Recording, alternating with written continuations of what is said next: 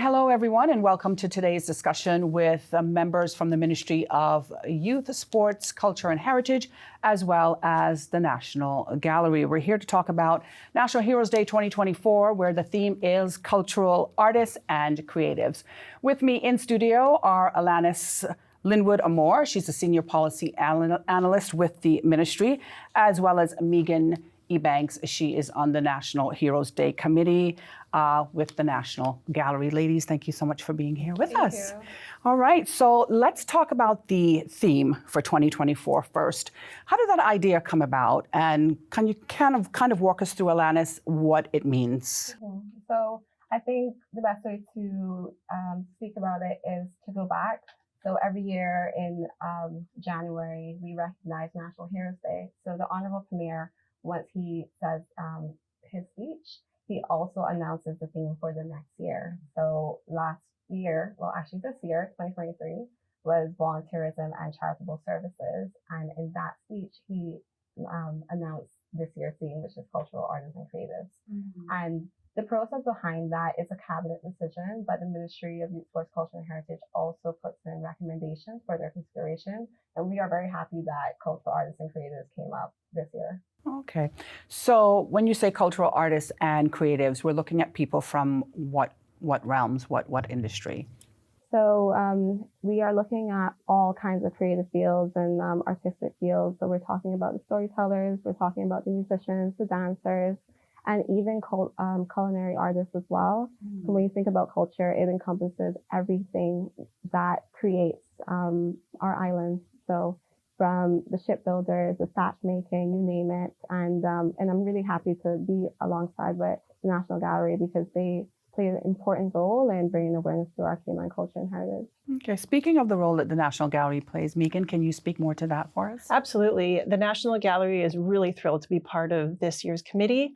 We represent and are very proud to represent our cultural creatives and artists in our exhibitions and our national collection and our programming, and have been since we were founded in 1996. And it's part of our mission to preserve and try to bring awareness and appreciation to the visual arts. For our country, for all the Cayman Islands. So we're really proud to see that this year our cultural creatives and our artists have the opportunity to be recognized on a national level. It means so much for the visual arts sector. Right. So with this theme, do you think it's going to be like it has been in previous years where you're kind of inundated with large numbers, hundreds really, of nominations?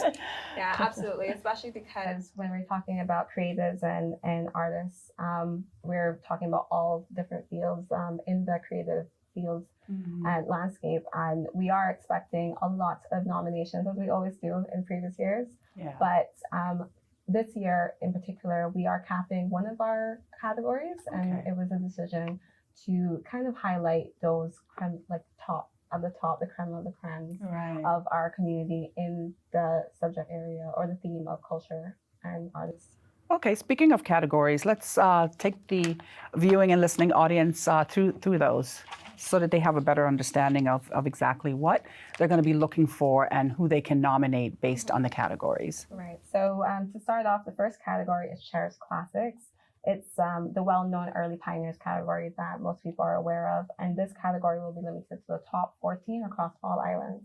So when you think of it, the nomination committee has a very important role to select out of maybe hundreds, the top 14 of this category. And these are individuals who have produced creative and artistic work, which strictly aims to integrate, preserve, bring awareness, and educate on our culture and heritage in the Cayman Islands. And also they are individuals who remain popular and cherished throughout multiple generations for their artistic work. And I mean, you can think of a few as well in this category, but if they do not meet that category, there's another one that speaks to the pioneers, or we're calling it cultural luminaries, and they're individuals who have dedicated 20 years of excellence through their artistic work and creative work. Same concept as the previous category. They need to have integrated, preserve, brought awareness, and educate on our culture and heritage. And also, we want to recognize those who have received an award by an accredited body. It doesn't have to be internationally only, also within the Cayman Islands. So the Cayman Islands National Cultural Foundation has their award ceremony. So if you've been recognized there, you would be eligible in that category. And the last category is cultural heritage groups. These are groups that dedicated 20 years of experience, excellence through their artistic and creative work, and also integrated, preserve, brought awareness, educate, the same lingo, and have produced voluntary work within the Cayman Islands. Okay. So if I'm someone out there that's listening or, just watching, and I want to nominate somebody, how do I do that? How do I do that through the ministry to start with? So all of our nominations this year is online. Like previously last year, we did our online nominations solely because we want to be sure that we get all of the information, because it's a lot of data that the nomination committee will be processing, and also for data protection reasons as well. But our nominations can be found on gov.ky/YSEH. There is a button that says Nominate for NHD. Individuals who click that button would then go through the nomination form. There will be instructions. You will be given a brief description of the categories. And then as a nominator, like myself, Alanis, I'll put my information first, and then the person you're nominating or the group that you're nominating. Okay, so Megan, for those who, don't have access to online, there's another option. There is, yes. All the libraries in every district, you can go and access the information through those spaces. They'll help walk you through it if you need some assistance. It is, the steps are built to help walk you through the process, to help really guide you. And if you need to upload content, it really it's a fairly user-friendly platform for most people and individuals to take advantage of.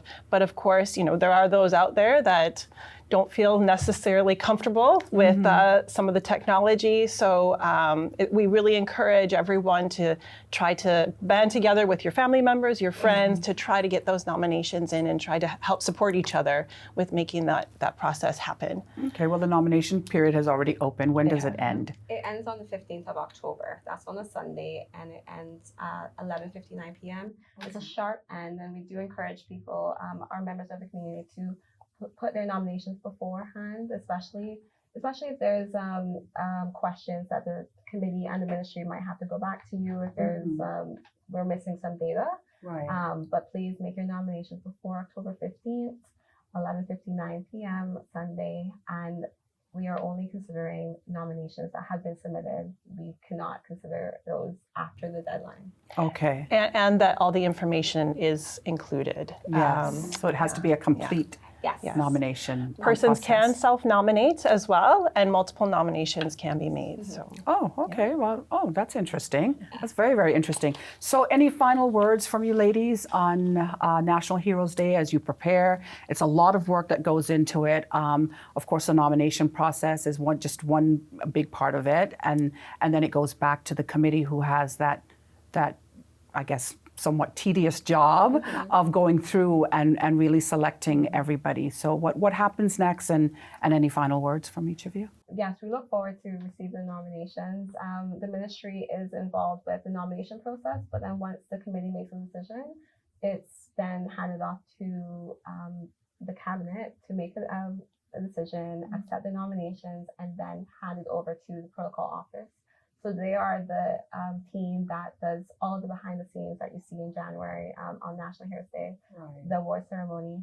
So we want to thank them as well for their work. They are a part of the nomination committee, and also thank the nomination committee as well for dedicating their time, volunteering their time to review hopefully hundreds of nominations, and just want to drive people to make their nominations on time. And if you have any questions, you can email us at nhd@gov.ky or call us at 244-2424.